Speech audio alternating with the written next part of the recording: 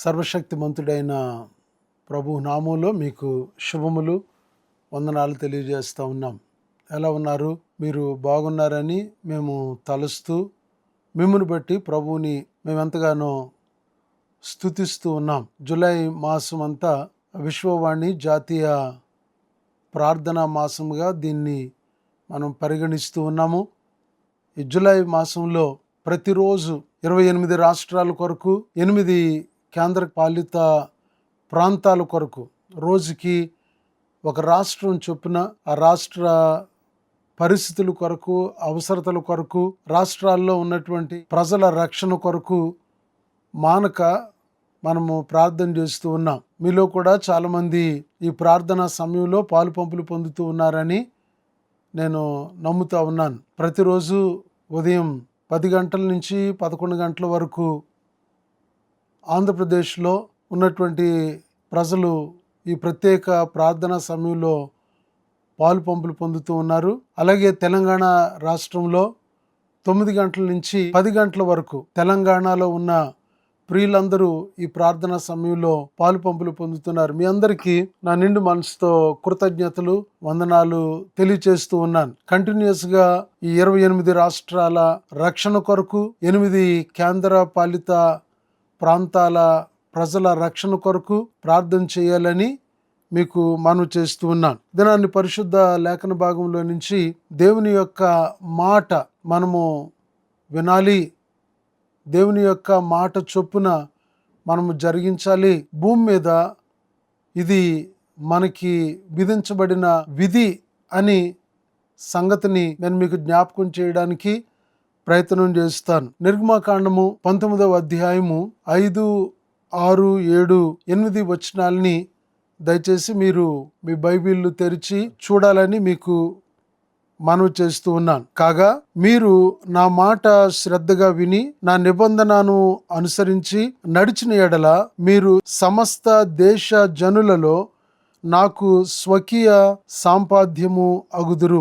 సమస్త భూమియు నాదే గదా. మీరు నాకు యాజక రూపమైన రాజ్యముగాను పరిశుద్ధమైన జనముగాను ఉందురు అని చెప్పుము. నీవు ఇశ్రాయేలీలతో పలకవలసిన మాటలు ఇవే అని చెప్పగా మోషే వచ్చి ప్రజల పెద్దలను పిలిపించి యెహోవా తనకు ఆజ్ఞాపించిన ఈ మాటలన్నీ వారి ఎదుట తెలియపరచెను. అందుకు ప్రజలందరూ యెహోవా చెప్పినదంతయు చేసేదము అని ఏకముగా ఉత్తరమిచ్చిరి. అప్పుడు మోషే తిరిగి వెళ్ళి ప్రజల మాటలను యెహోవాకు తెలియజేసెను. ఇశ్రాయేలు ప్రజల పక్షంగా మోషేకి దేవునికి జరిగినటువంటి సంభాషణని ఇక్కడ మనం చూస్తూ ఉన్నాం. దేవుడు కోరుకుంటా ఉన్నాడు, ప్రజలు ప్రాముఖ్యంగా ఇశ్రాయేలీలు దేవుని యొక్క మాట వినాలని. ఆ కోరికను మోషే ద్వారా దేవుడు తన ప్రజలైనటువంటి ఇశ్రాయేలీలకి ఆయన తెలియజేసినప్పుడు ఇశ్రాయేలీల యొక్క పెద్దలు చాలా చక్కగా స్పందించారు. ఇక్కడ వారు మోషే చెప్పినటువంటి మాటలు విన్న తర్వాత వారు అన్నారు, ప్రజలందరూ యెహోవా చెప్పినదంతయు చేసేదమని ఏకముగా అనగా అందరూ కలిసి మోషేకి బదులిచ్చినట్టుగా మనం చూస్తూ ఉన్నాం. మరలా తిరిగి మోషే ఆ సంగతుల్ని దేవునికి ఆయన తెలియపరిచారు. ఒకవేళ సమస్త దేశ జనులలో ఆయన మాట వినేటువంటి వారిని ఆయన తనకు ఒక స్వకీయ సాంపాద్యంగా చేసుకుంటాను అని ఆయన వాగ్దానం చేస్తూ ఉన్నాడు. ఈ మాటలు మనం చదివినప్పుడు దేవుని యొక్క మాట ఎవరు వింటారో వారు దేవునికి స్వకీయ సాంపాద్యము లేక దేవునికి ఒక రాజ్యము. దేవుడు ప్రజలందరూ కూడా దేవుని మాటలు వినాలని కోరుకుంటా ఉన్నారు. కానీ చాలామంది దేవుని యొక్క మాట వినరు. ఈ ఆధ్యాత్మికమైనటువంటి వరవడిలో 2 స్వరాలు మనకు వినబడుతూ ఉంటాయి. ఒకటి దేవుని యొక్క మాట, రెండవది అపవాది యొక్క మాట.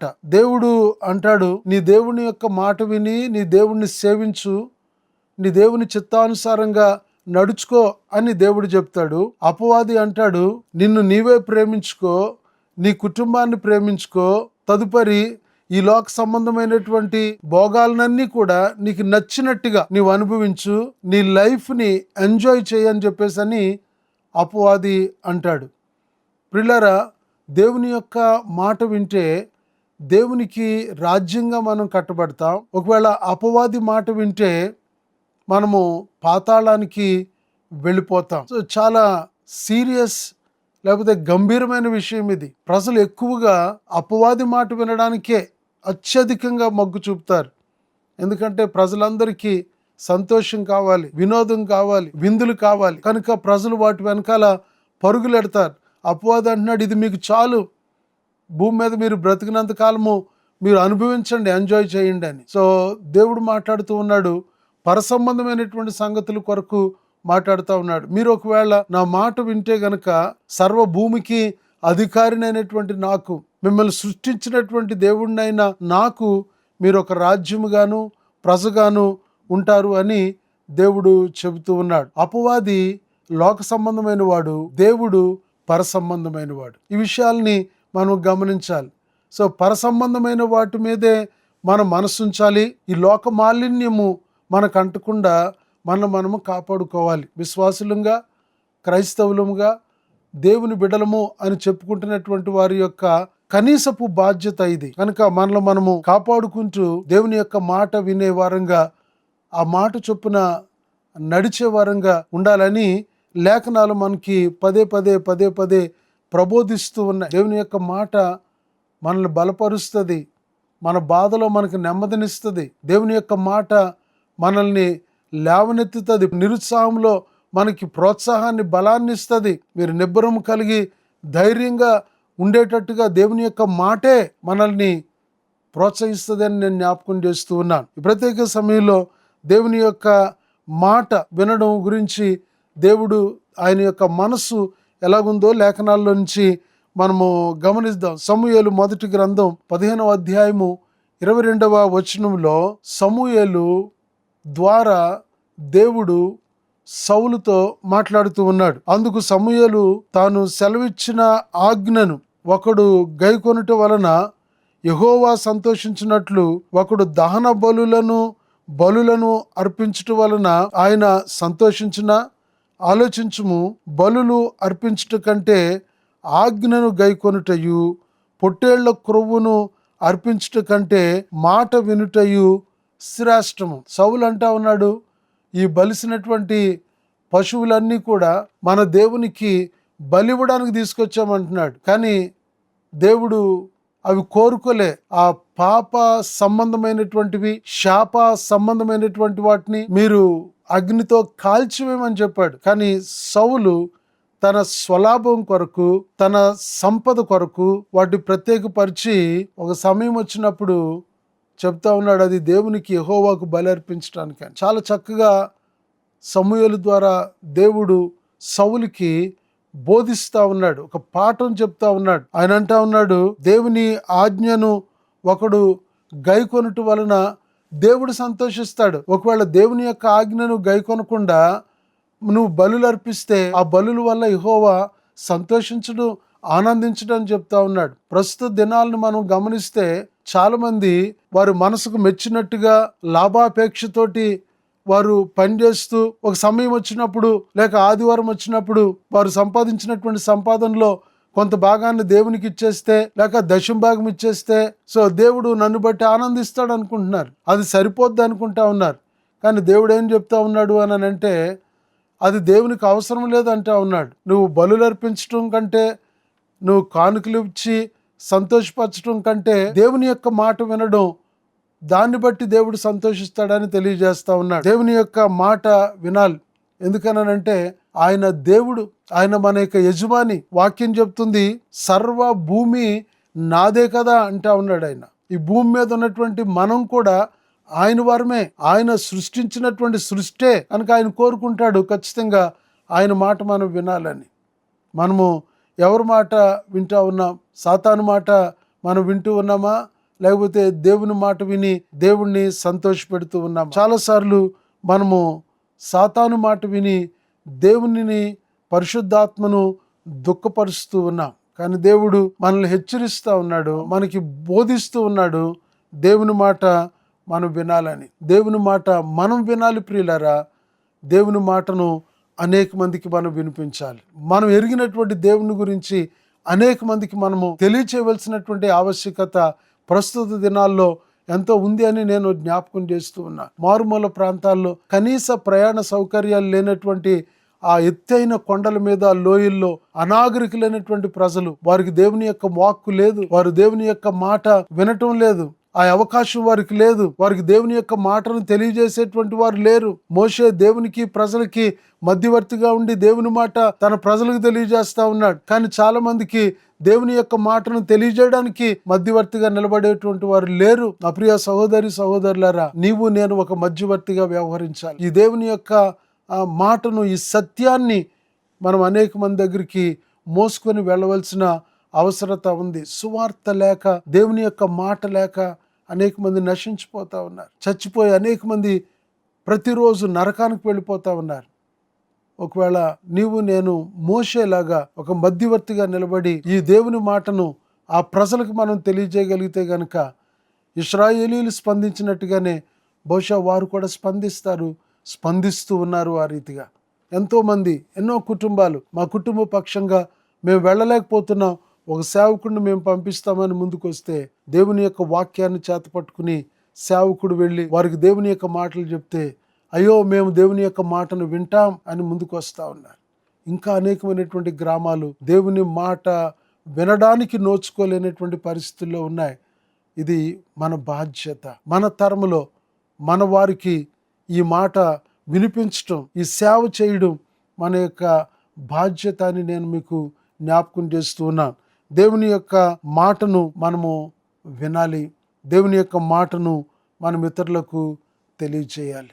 ఒక్క దేవుని యొక్క వాక్యమేనండి జీవితాలని మార్చగలిగేది. ఎక్కడ ఈ సువార్త ప్రకటించబడుతుందో అక్కడ వెలుగు కలుగుతుందండి. అక్కడ చీకటి పారద్రోలబడుతుంది, అపవాది తంత్రాలు పారిపోతాయి, ప్రభు వైపు ప్రజలు తిరుగుతారని నేను జ్ఞాపకం చేస్తూ ఉన్నాను. యెషయా గ్రంథం 1వ అధ్యాయంలో 18, 19, 20 వచనాల్లో ఉన్నటువంటి భాగంలో, ప్రాముఖ్యంగా 19వ వచనంలో, మీరు సమ్మతించి నా మాట వినిన ఎడల మీరు భూమి యొక్క మంచి పదార్థములను అనుభవింతురు. ఒకవేళ సమ్మతింపక తిరగబడిన ఎడల నిశ్చయముగా మీరు ఖడ్గము పాలవుదురని యెహోవా మాట్లాడుతూ ఉన్నాడు.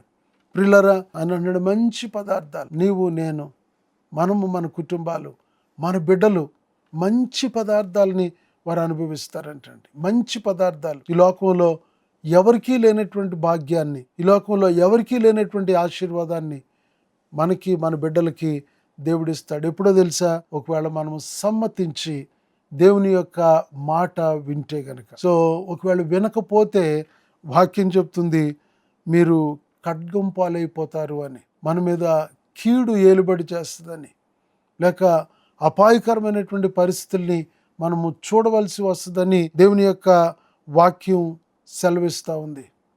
ప్రియులారా, మనం దేవుని యొక్క మాట వినాలి. మనం ఇతరులకు దేవుని యొక్క మాటను మనం చెప్పాలి. ఒకవేళ దేవుడు ఆయన మాట విన్నటువంటి మనల్ని మంచి పదార్థములతోటి ఆశీర్వదిస్తే, ఈ మాటలు విన్నటువంటి వారిని కూడా దేవుడు మంచి పదార్థముల చేత ఆశీర్వదిస్తాడు. ఆ మంచి పదార్థం ఏంటో తెలుసా? వారిని పాపంలో నుంచి, శాపంలో నుంచి వారిని బయటకు తీసుకొచ్చి నిత్య జీవానికి నడిపించటమే. దేవుని నామానికి స్తోత్రం కలుగును గాక. వాక్యం సెలవిస్తుంది, యోహాను సువార్త 5వ అధ్యాయము 24వ వచనంలో, నా మాట విని నన్ను పంపిన వాని యందు విశ్వాసం ఉంచువాడు నిత్య జీవము గలవాడు, వాడు తీర్పులోనికి రాక మరణంలో నుండి జీవంలోనికి దాటి ఉన్నాడని నేను మీతో నిశ్చయముగా చెప్పుచున్నాను. భూమి మీదే పరలోకాన్ని అనుభవించటం కంటే శ్రేష్టత ఇంకేముందో చెప్పండి? భూమి మీదే మనము ప్రభువుని అనుభవిస్తూ, ప్రభువులో ఆనందిస్తూ ఉండడం కంటే గొప్ప సంగతి ఏముంది? పరిశుద్ధాత్మ యందలి ఆనందం కంటే ఈ లోకంలో ఇంకొకటి లేదని నేను జ్ఞాపకం చేస్తూ ఉన్నాను. ప్రియులారా, దేవుని యొక్క వాక్యాన్ని మనము వినాలి. దేవుని యొక్క మాటల్ని మనము అనేక మందికి ప్రకటింప చేయాలి. సో వింటే మనము తీర్పులోనికి రాక మరణములో నుంచి జీవములోనికి ప్రవేశపెట్టబడతాం. అలాగే మనం వినిపిస్తే ఆ విన్నవారు కూడా వారి యొక్క పాపాన్ని బట్టి, వారి యొక్క అతిక్రమ క్రియలను బట్టి వారు తీర్పు తీర్చబడకుండా వారు నిత్య జీవంలోనికి ప్రవేశపెట్టబడతారు. ఇది ప్రస్తుత దినాల్లో మనం చేయవలసినటువంటి పని. దేవుడు మనందరితో మాట్లాడతాడండి. దేవుడు మనందరినీ రక్షిస్తాడండి. అంచె దినాల్లో దేవుడు మనందరి మీద ఆయన తన ఆత్మను కృమ్మరిస్తానని వాక్యంలో ఆయన సెలవిస్తా ఉన్నాడు. 2వ అధ్యాయము అపోస్తుల కార్యాల గ్రంథం 17వ వచనంలో, అంచె దినముల యందు నేను మనుషులందరి మీద నా ఆత్మను కృమ్మరించెదను, మీ కుమారులను మీ కుమార్తెలను ప్రవచించెదరు, మీ యవనులకు దర్శనములు కలుగును, మీ వృద్ధులు కలలు కందురు. అంచె దినాల్లో మనమున్న దినాలు అంత్య దినాలే అని నేను జ్ఞాపకం చేస్తూ ఉన్నాను.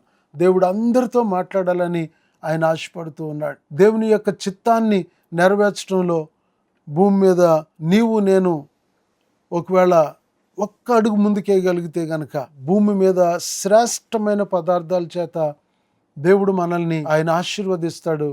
అంతేకాదు మన పనికి ప్రతిఫలంగా, మన సమర్పణకి ప్రతిఫలంగా అనేక మందిని తీర్పులో నుంచి, మరణంలో నుంచి తప్పించి నిత్య జీవానికి వారసులంగా మనం చేయగలుగుతాం. దేవునికి స్తోత్రం.